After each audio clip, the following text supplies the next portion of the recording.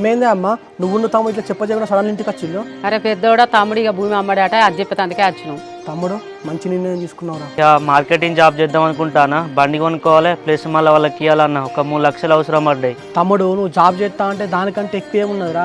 నీ 3 లక్షలు కావాలి కదా, మన 5 ఎకరాలు బ్యాంకులో పెట్టి లోన్ తీసుకొని వద్దాం. అలా వచ్చిన దాంట్లోకి వెళ్ళి 3 లక్షలు ఇస్తే అయిపోతుంది. భూమి బ్యాంకులో పెట్టేందుకు అన్నా, నేను బయట నన్ను అడిగి సెట్ చేసుకుంటా తీరాదు. సాగర్ నువ్వు 3 లక్షలు అప్పులు తీసుకోవడం అవసరమా? అప్పులు తీసుకొని మేము ఎంత టెన్షన్ పడుతున్నాం. ఇప్పుడు మీ టెన్షన్లు మీకే ఉన్నాయి కదనే, మళ్ళీ మిమ్మల్ని ఎందుకు ఇబ్బంది పెట్టడం అని ఆలోచిస్తాను. మనం బయట అప్పు తీసుకునే బదులు లోన్ తీసుకుంటేనే ఇంట్రెస్ట్ తక్కువ ఉంటుందిరా. నేను రేపు పోయి పైసలు తీసుకొని వస్తాను, ఇవ్వాలి అడుగు బయట.